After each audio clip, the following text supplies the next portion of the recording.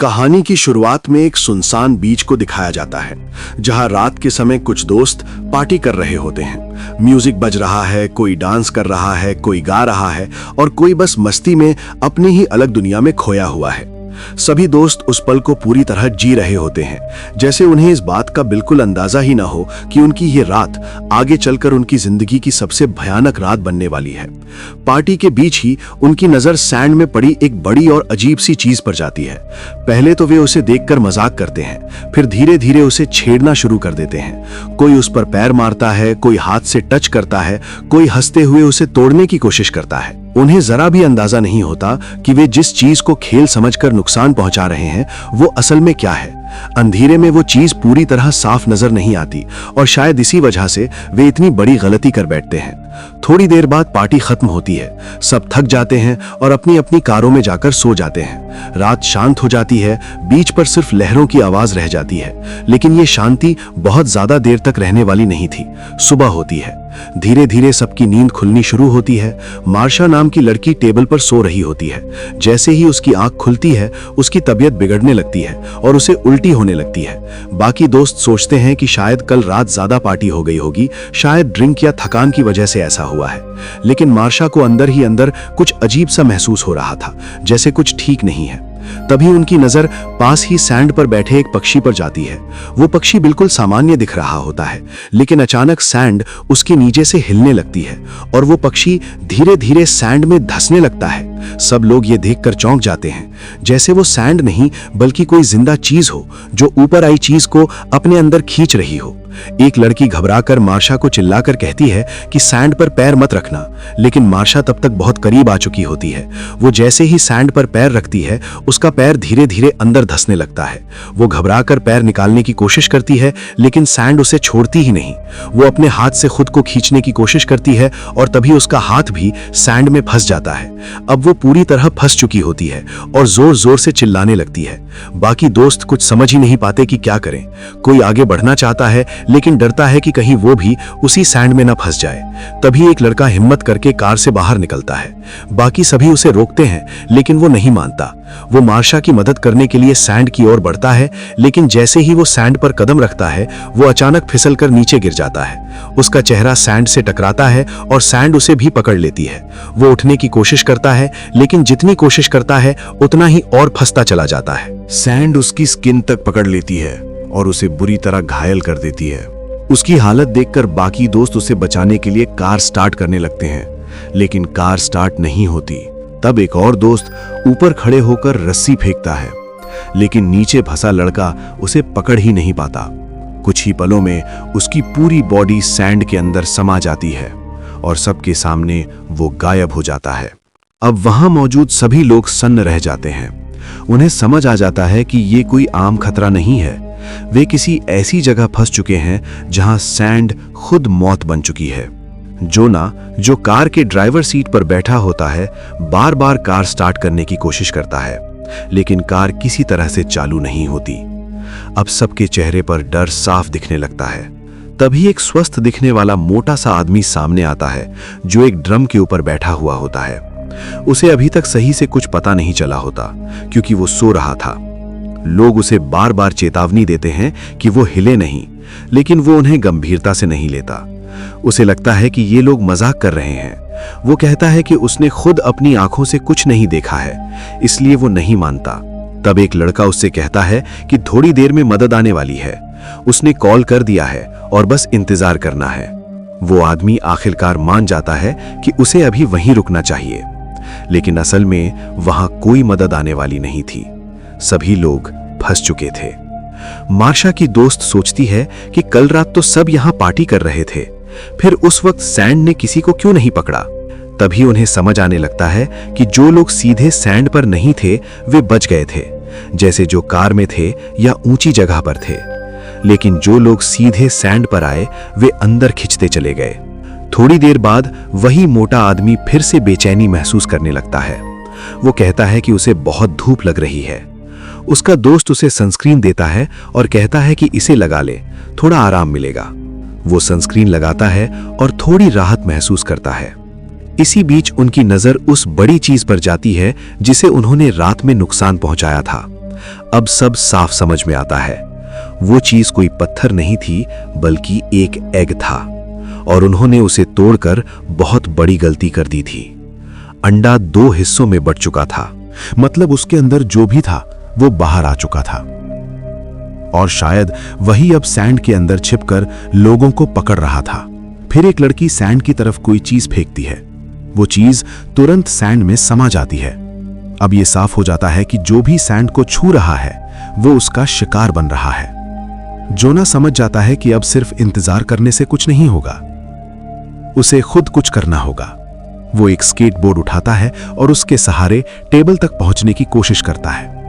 वो धीरे धीरे आगे बढ़ता है। पहले तो सब ठीक लगता है, लेकिन जैसे ही वो टेबल के पास पहुंचता है उसका संतुलन बिगड़ने लगता है। स्केटबोर्ड फिसलता है और वो सैंड के बहुत करीब आ जाता है। तभी सैंड के अंदर से कुछ निकलकर उसके पेट को छूता है। जोना घबरा जाता है, लेकिन तुरंत खुद को संभालकर टेबल पर चढ़ जाता है। वहां उसे एक बैग मिलता है जिसमें कुछ स्नैक्स रखे होते हैं। वो उसमें से एक केला निकालता है, लेकिन जैसे ही वो उसे खाता है उसे उल्टी होने लगती है। फिर वो अपने पेट को देखता है। वहां कई गंभीर जख्म दिखते हैं। सभी उसके पेट की हालत देखकर बहुत डर जाते हैं, लेकिन जोना उन्हें शांत रहने की कोशिश करता है। वो कहता है कि अभी घबराने से कुछ नहीं होगा, पहले अपनी सुरक्षा सोचो। उसके घावों से खून बहने लगता है, और ये देखकर उसकी दोस्त बहुत दुखी हो जाती है। वो रोने लगती है। जोना उसे कहता है कि रोने का वक्त नहीं है, हमें मजबूत रहना होगा। वो वहीं लेट जाता है और अपनी हालत से लड़ने की कोशिश करता है। तभी कार में बैठी एक लड़की बोलती है कि उनके मोबाइल फोन कार की डिग्गी में है। अगर फोन मिल जाए तो वे मदद के लिए कॉल कर सकते हैं। लेकिन समस्या ये थी कि डिग्गी खोलना आसान नहीं था। कोई भी आगे बढ़ने को तैयार नहीं था। तभी एक लड़की हिम्मत दिखाती है। वो धीरे धीरे कार के पीछे जाकर डिग्गी खोलने की कोशिश करती है। काफी मेहनत के बाद डिग्गी खुलती है, लेकिन उसी वक्त उसकी उंगलियां अंदर फंस जाती हैं। वो दर्द से चीख उठती है। बाकी लोग भी डर जाते हैं। तभी दूर से एक आदमी आता हुआ दिखता है। वो वहां का सुपरवाइजर होता है, यानी बीच की निगरानी करने वाला इंसान। सभी उसे देखकर राहत महसूस करते हैं कि शायद अब बचाव मिल जाएगा, लेकिन सुपरवाइजर उनकी बातों को गंभीरता से नहीं लेता। उसे लगता है कि ये सब लोग नशे में हैं या बेवजह ड्रामा कर रहे हैं। वो अपनी कार को पास लाता है और नीचे उतरने की कोशिश करता है। सभी उसे जोर से चिल्लाकर कहते हैं कि सैंड पर पैर मत रखना, लेकिन जब वो नीचे उतरता है तब सब हैरान रह जाते हैं, क्योंकि सैंड उसे कुछ नहीं करती। वो सीधे जोना के पास जाता है और उसके पेट के घाव देखकर चौंक जाता है। फिर वो उस मोटे आदमी को ड्रम से निकालने की कोशिश करता है, लेकिन उसका वजन ज्यादा होने की वजह से वो अकेले उसे नहीं निकाल पाता। वो कहता है कि वो अपनी टीम को बुलाएगा और फिर सबको वहीं रुकने को बोलता है, लेकिन माहौल अब भी बेहद डरावना था। तभी जोना की दोस्त उसे बताने की कोशिश करती है कि उनकी दोस्त की उंगलियां डिग्गी में फंसी हुई हैं। सुपरवाइजर वहां जाता तो है, लेकिन मदद नहीं करता। वो बात को हल्के में लेता है। इससे जोना की दोस्त बहुत गुस्सा हो जाती है। वो तेज आवाज में उससे कहती है कि क्या उसे सच में हमारी हालत नहीं दिख रही? हम सब फंसे हुए हैं।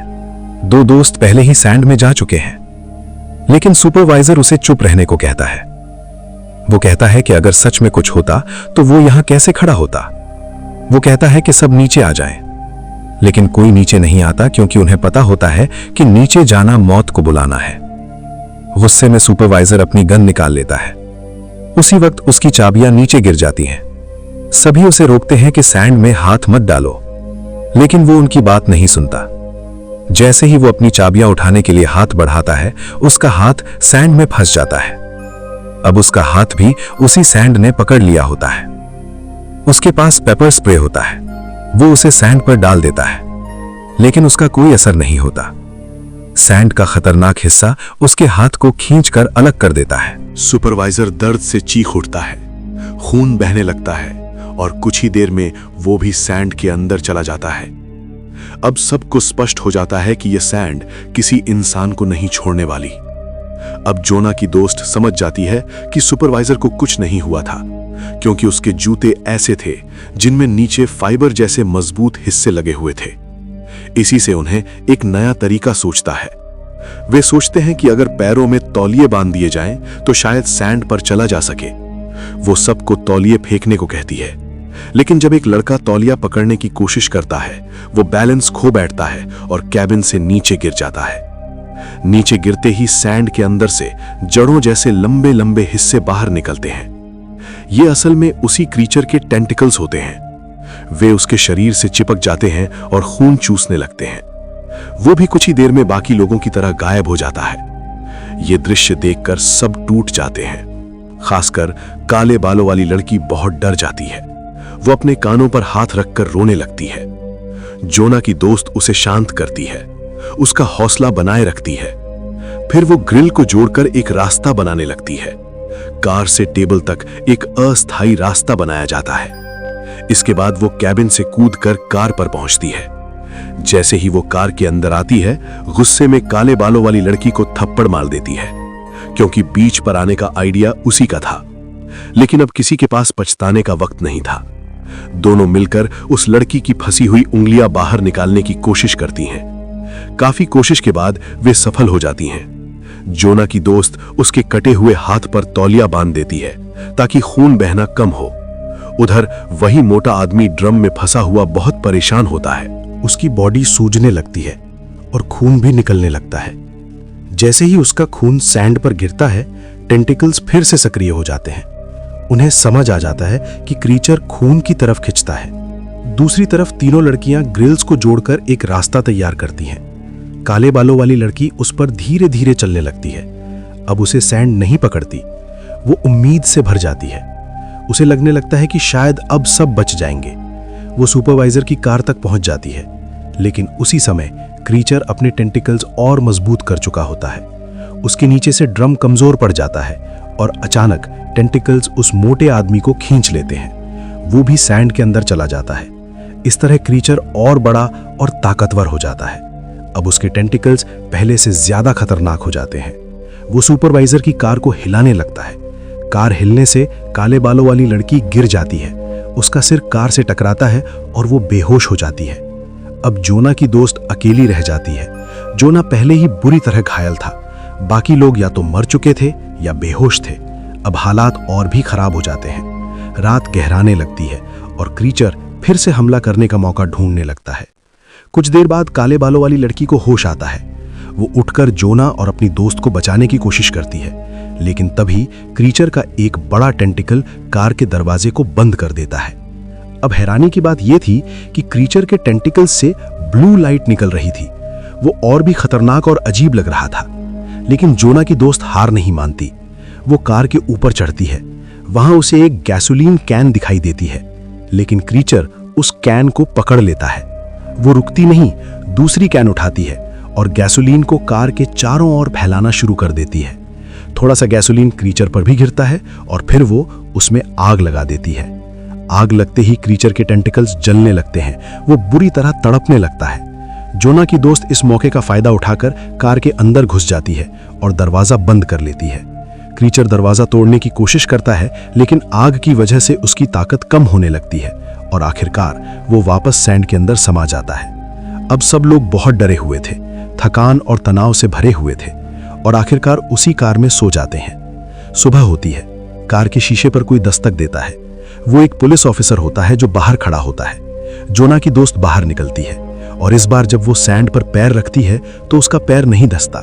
काले बालों वाली लड़की भी बाहर आती है। दोनों राहत की सांस लेते हैं। लगता है कि शायद क्रीचर मर चुका है, लेकिन उसी समय उन्हें एक और दुखद सच पता चलता है। जोना अपने घावों की वजह से मर चुका होता है। ये एक बहुत भारी और दुखद पल होता है, क्योंकि इतनी लड़ाई के बाद भी वे अपने दोस्त को बचा नहीं पाए। लेकिन कहानी यहीं खत्म नहीं होती। फिल्म के आखिरी हिस्से में एक बड़ा शॉक मिलता है। पता चलता है कि क्रीचर पूरी तरह खत्म नहीं हुआ था। वो अभी भी समुद्र के अंदर कहीं जिंदा है और अब वो धीरे धीरे शहर की तरफ बढ़ रहा है। मतलब खतरा अभी खत्म नहीं हुआ, बल्कि अब असली शुरुआत होने वाली है। और इसी शॉकिंग नोट के साथ कहानी खत्म हो जाती है। कमेंट बॉक्स में जरूर बताइएगा आपको ये कहानी कैसी लगी। उम्मीद करते हैं आपको ये कहानी पसंद आई होगी।